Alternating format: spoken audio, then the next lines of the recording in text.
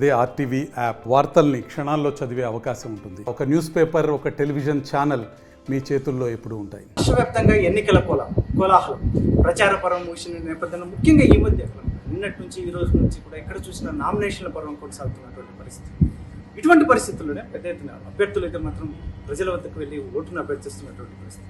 అందులో ముఖ్యంగా ధర్మవరం నియోజకవర్గంలో సత్యకుమార్, ఇక్కడ కూటమి అభ్యర్థి సత్యకుమార్ పెద్ద ఎత్తున కలయి తిరుగుతున్నటువంటి పరిస్థితి. ఇటువంటి పరిస్థితుల్లోనే పరిటాల శ్రీరామ్ కూడా పెద్ద ఎత్తున సత్యకుమార్కి మద్దతు ఇస్తున్నటువంటి నేపథ్యం. మరి ఇటువంటి పరిస్థితుల్లో పరిటాల శ్రీరామ్ ఏం చెప్తాడు గ్రౌండ్ లెవెల్ పరిస్థితులు, ఎందుకంటే దగ్గరుండి చూసినటువంటి పరిస్థితి. ధర్మవరం కూడా గతంలో ఇంకా అనౌన్స్ ఎన్నికలు కూడా రాకముందని కలియ తిరిగినటువంటి పరిస్థితి పరిటాల శ్రీరామ్. మరి ఏం చెప్తారు ఆయన మాట్లాడినాడు? సార్ ఏంటి సార్ ధర్మవరం సత్యకుమార్ సపోర్ట్ ఎలా ఉంది సార్? అద్భుతంగా ఉందండి. ఈరోజు ధర్మవరంలో ఎక్కడికి వెళ్ళినా కానీ సత్యకుమార్ గారికి ప్రజలంతా ఏ ఊరికి వెళ్ళినా ఏ వాటికి వెళ్ళినా బ్రహ్మరథం పట్టు ఆయన మా బతుకులు మార్చడానికి ఒక వ్యక్తి వచ్చాడనేది ప్రజలు పూర్తిగా నమ్ముతున్నారు. అందులోనూ ముఖ్యంగా అన్ని పార్టీలు, ఈవెన్ జనసేన కావచ్చు, తెలుగుదేశం కావచ్చు, పూర్తి స్థాయిగా హార్ట్ఫుల్గా కూడా ఆయనకు సపోర్ట్ చేయడం జరుగుతుంది. ఇన్ని రోజులు మేము చేసిన పోరాటంలో చూసిన సమస్యలు ఏవైతే ఉన్నాయో ఇవన్నింటినీ మేము సాల్వ్ చేసుకోగలుగుతాం సత్య గారి ద్వారా అని చెప్పి ఒక నమ్మకం కూడా ప్రజల్లోనూ నాయకుల్లో కూడా ఎక్కడ పరిస్థితి. సార్ ముఖ్యంగా ఇప్పుడున్న ప్రశ్న, సత్యకుమార్ నాన్లో స్థానికుడు కాదు, బయట నుంచి వచ్చారు. ఒకవేళ గెలిచినా ఇక్కడ ఉండరు, గెలవకపోయినా ఇక్కడ ఉండరు అనేది ప్రత్యర్థులు చెప్తున్నట్టు. దీనికి పరిటాల శ్రీరామ్ ఏం చెప్తారు? ఈరోజు ధర్మవరం అనేది ఒక పెద్ద కాన్స్టిట్యున్సీ. ఈరోజు వెంకటరామరెడ్డి గారికి ఆ కామెంట్స్ చేస్తున్న వాళ్ళు ఎవరైతే ఉన్నారో వాళ్ళెవరూ కూడా ఇక్కడ పుట్టి పెరిగిన వాళ్ళేం కాదు. ఈరోజు ఎక్కడ సింగనమల్లో అక్కడ ఎస్సీ కాన్స్టిట్యున్సీ రిజర్వ్ అయింది కాబట్టి ఆయన చీఫ్ నిలబడుకునే పరిస్థితి ఈరోజు అదే రకంగా తాడిపత్రిలో వాళ్ళ బాబాయ్ నిలబడ్డాడు, ఆయన నాన్లో ఏదో ఈ రకంగా ఈరోజు ఎంతసేపు ఉన్నా దాని ఒక అబాండం లాగా ఆయన మీద తీసుకొని వచ్చి చేయాలి. ఈరోజు చాలా దగ్గర ఆయన మాట్లాడుతున్నాను. సత్యకుమార్ గారికి సందులు తెలుసా, గందులు తెలుసా, ఏ సందులో పోతే ఏమొస్తుందో, ఏ ఊరికి ఎక్కువ తెలుసా. ఈరోజు ఎమ్మెల్యేగా ఈయన 10 ఏళ్ళుగా ఉండి నాకు తెలిసి అవి మాత్రమే తెలుసుకున్నాడు. ఈరోజు గూగుల్ మ్యాప్ అడిగితే చెప్తుంది ఏ ఊరికి పోలే, ఇంటికి పోలే అడ్రస్.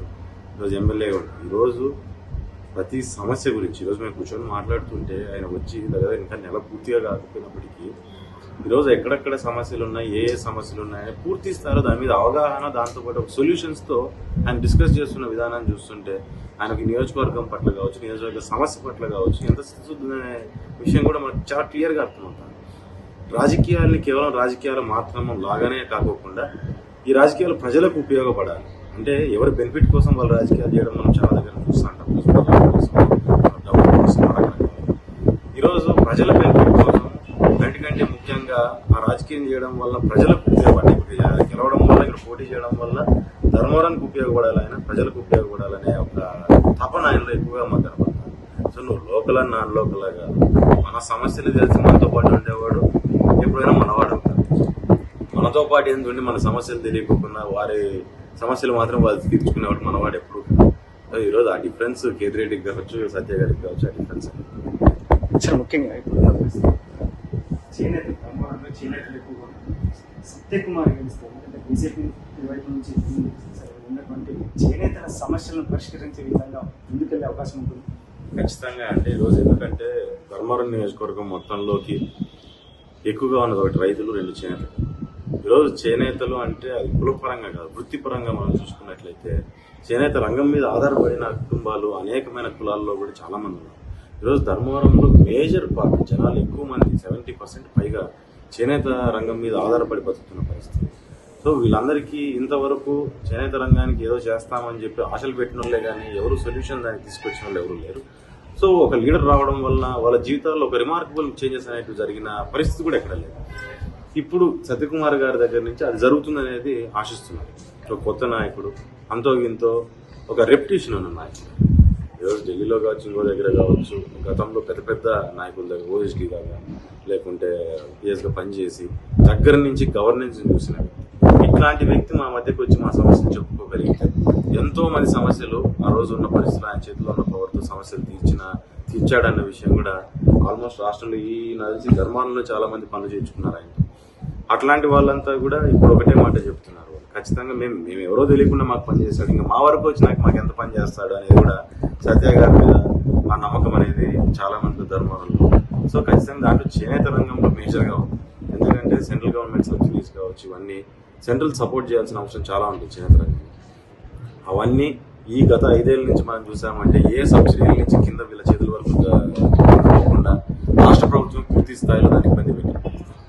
ఒక్కసారి ఇలా గెలిచాడంటే గవర్నమెంట్లో ఉంటాడు కాబట్టి ఎమ్మెల్యేగా ఉన్నప్పుడు ఖచ్చితంగా అక్కడికి వెళ్ళి పోరాడి సెంట్రల్ గవర్నమెంట్ నుంచి వచ్చే సబ్సిడీలన్నీ కానీ ఈ ధర్మవరానికే కాదు ఈ చేనేతలు ఇలా దేశం ఈ రాష్ట్రంలో ఉన్న చేనేతలందరికీ కూడా ఉపయోగపడేటట్టుగా పాలసీస్ తయారవుతాయి.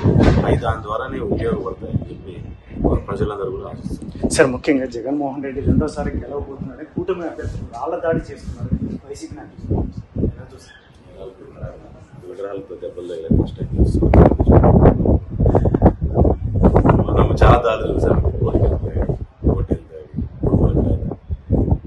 ఈ దాళ్ళు ఎట్లుంటాయంటే వాళ్ళకి నచ్చినప్పుడు పూల దాళ్ళు అయితే వీళ్ళు నచ్చినప్పుడు పక్కన దాళ్ళు అయితే.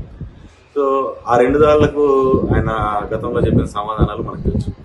ఒకటేమో చంద్రబాబు నాయుడు గారు చంపారని, ఇంకోటేమో చంద్రబాబు నాయుడు పొడిపించారని, మళ్ళీ ఈ రాయి కూడా చంద్రబాబు నాయుడు గారు వేశారని.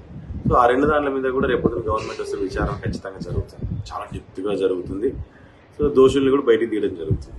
సో అదే రకంగా ఈ గులకరాయి విషయంలో కూడా రేపొద్దున ఖచ్చితంగా తెలుగుదేశం గవర్నమెంట్ రాగానే దాని ఎంక్వైరీ జరుగుతుంది. దాంట్లో దెబ్బ కొట్టించుకున్నాడు, దెబ్బ వేయించుకున్నాడు అందరూ కూడా బయటికి రావాల్సిన పరిస్థితి వస్తుంది. ఆ రోజు ఖచ్చితంగా ప్రూవ్ అయ్యి వాళ్ళ మీద యాక్షన్ తీసుకుంటాం. పరిటాల శ్రీరామ్ చెప్తున్న విషయం మొత్తం ఏదైతే ధర్మవరం నియోజకవర్గంలో కూటమి అభ్యర్థి సత్యకుమార్ విజయం సాధించబోతున్నారు. అందులో ఇక్కడ ఉన్నటువంటి చేనేతల సమస్యలు కూడా పరిష్కరించబోతున్నారు అని చెప్పేసి ఒకవైపు చెప్తూనే మరోవైపు ముఖ్యంగా దాడి అనేది మరొకసారి జగన్మోహన్ రెడ్డి గెలుస్తున్నారని కూటమి అభ్యర్థులు దాడులు చేశారని, గులకరాల దాడులు ఇవన్నీ కూడా ఇతరుల మీద వేయడం అనేది అది పరిపాటిగా మారింది. అందులో ఎన్నికల సమయంలో ఇదంతా జగన్మోహన్ రెడ్డి ఆడే నాటకాలని చెప్పేసి పరిటాల శ్రీరామ్ కొట్టి పారిస్తున్నటువంటి నేపథ్యంలో అయితే మాత్రం మొత్తం మీద మాత్రం రాష్ట్రంలో మరొకసారి చంద్రబాబు నాయుడు ముఖ్యమంత్రి కాబోతున్నాడని చెప్పేసి ధీమా వ్యక్తం చేస్తున్నటువంటి పరిస్థితి. కెమెరా పర్సన్ సుధాకర్, చెల్లకనేడు, ధర్మవరం నుంచి శ్రీ సత్యసాయి. నమస్తే అండి. ఇది వ్యాపారం గురించి కాదు, ఓటు గురించి. ఎన్నికల్లో ఓటు వేయడం మన హక్కు మాత్రమే కాదు, కర్తవ్యం. ఎంతో మంది మహా నేతలు శ్రమించి ప్రాణత్యాగం చేసి ఈ అవకాశాన్ని మనకిప్పించారు. అందరూ ఓటు వేద్దాం. ఎందుకంటే ఓటు హక్కు ఊరికే రాదు. నా ఓటు ఎవరికో తెలుసా? అది సీక్రెట్ అండి.